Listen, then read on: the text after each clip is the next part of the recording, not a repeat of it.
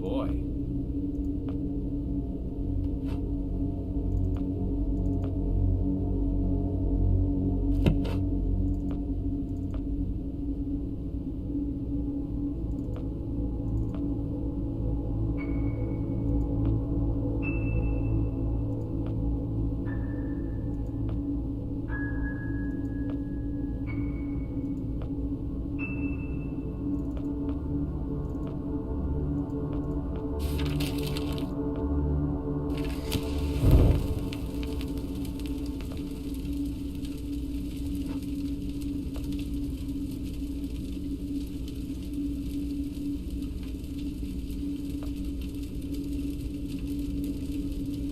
Nice.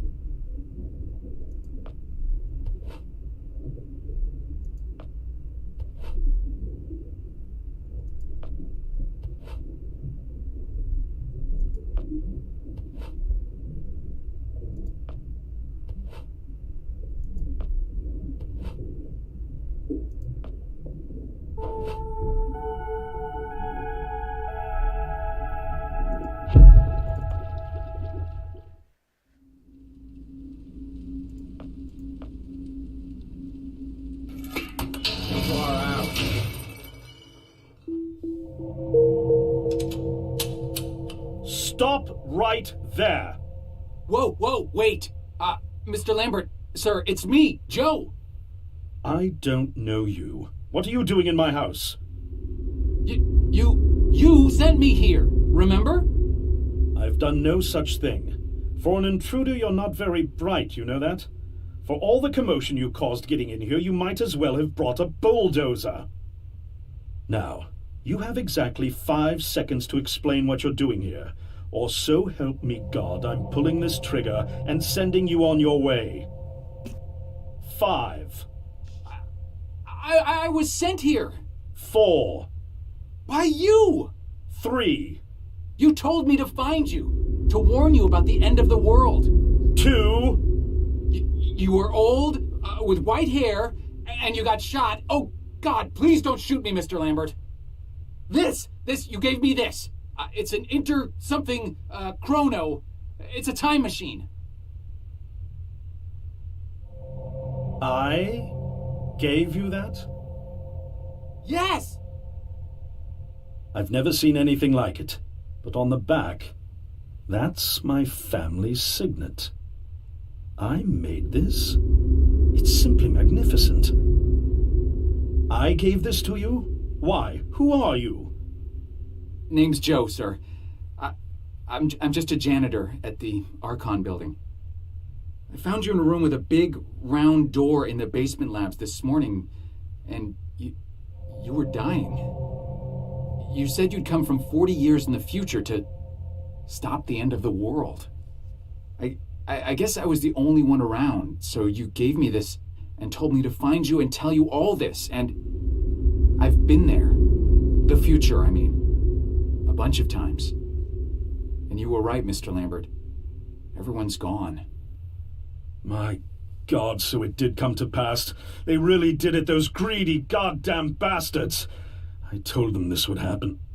Wait, I was dying? How? You said you've been shot. I had to actually find you at the morgue to get this address. Shot? By whom? No, wait. Don't say anything else. You succeeded in finding me, which means anything you tell me from this point on could alter the course of action that brought you to my doorstep. The less I know, the better. So, you've seen the future. What did you see? It's like a bad dream, sir.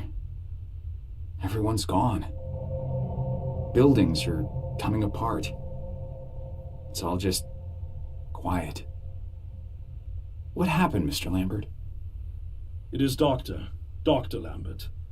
And considering all the effort you just went through to find me, not to mention bearing witness to the horrific outcome of the biggest breakthrough in the history of science, I suppose I owe you some kind of explanation.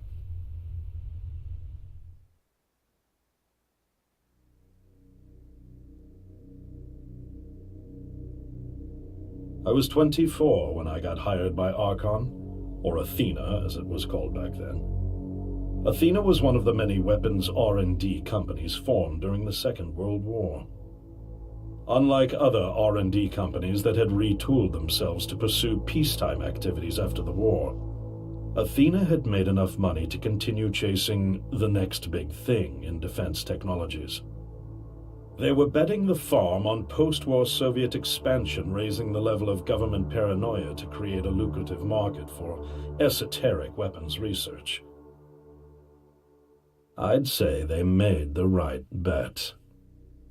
Still a theoretical physicist at MIT, my thesis on the possibility of time travel via dimensional membranes got published shortly after I was hired in 1961. Company heads were so impressed, they gave me a team and a budget. Development exceeded even my own expectations, and after only 6 years, we had the first primitive version of the time machine up and running.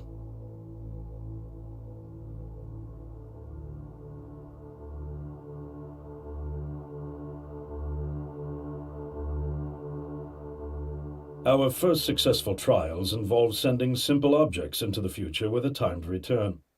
But with Archon running out of money, that was all the company bigwigs needed to secure a big fat contract with the Department of Defense. Apparently, we had sold them on the idea that the technology could be used to go back in time and strangle communism in its cradle. The reality, of course, was that it couldn't. Due to the laws of causality, you can't travel back in time beyond the point where time travel was invented. And sooner or later, we had to explain that to our benefactors. When they started pushing for progress reports, Archon management had to come clean, but instead chose to ease government concerns by claiming the technology could be used to bring back advanced weapons from the future. But this, too, was a lie.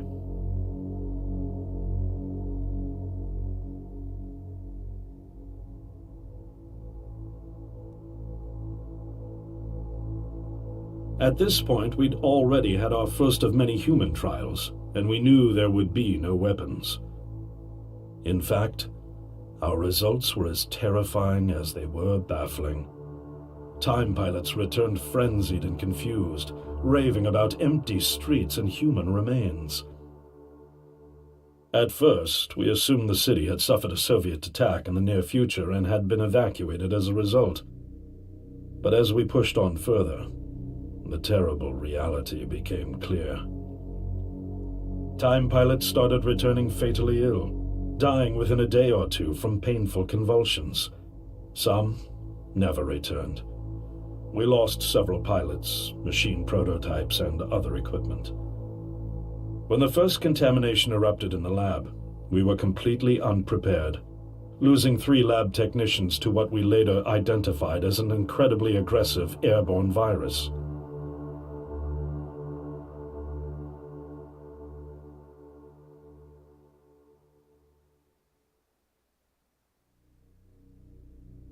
Although we weren't equipped to handle biohazards of this magnitude, management insisted we contain and study it. To keep our pilots and the virus alive long enough to study, we co-opted experimental cryotechnology from another project, Lazarus, and established a makeshift virus lab. Once again, the bigwigs managed to spin our setbacks into a success story for the Department of Defense, now claiming that the virus could be cultivated for use as a biological weapon. The team threatened to resign, but outrage was swiftly quenched by promises of massive salary increases and stock options. I didn't take the bribe. I'd witnessed the lethal efficiency of the virus firsthand. I knew there was only one way this was going to end, so I handed in my resignation and set up shop out here. For over a year, I've been working to recreate the technology to bring me back in time and prevent mankind's extinction from ever happening.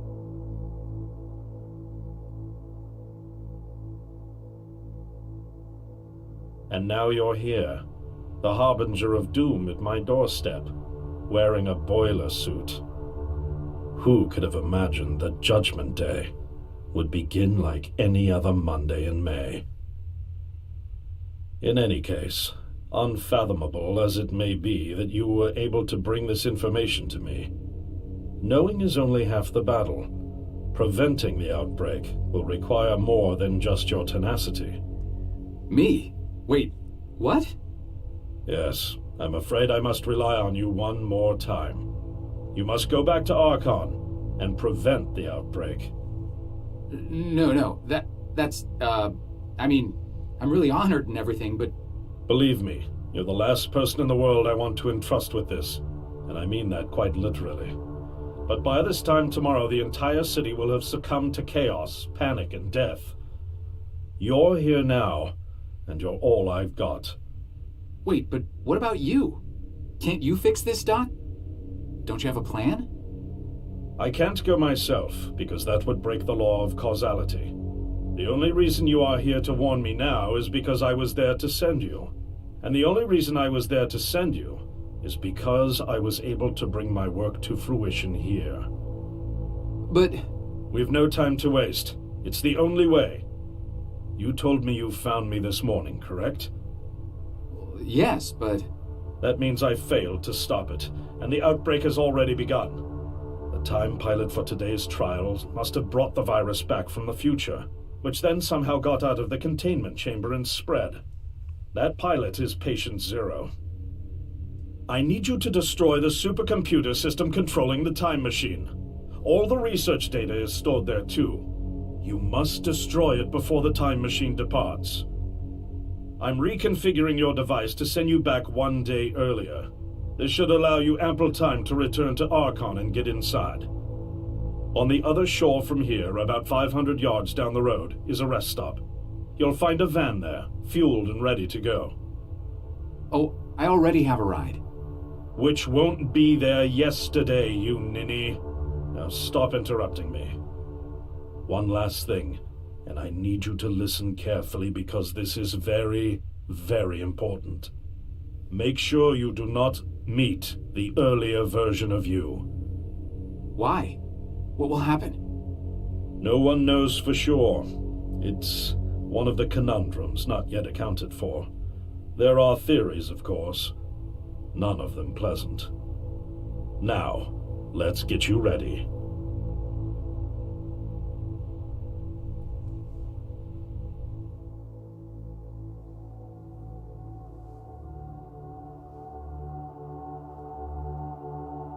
How did I get myself into this? I nearly got killed trying to reach Dr. Lambert thinking he had a plan. And it turns out it's me. I'm the plan.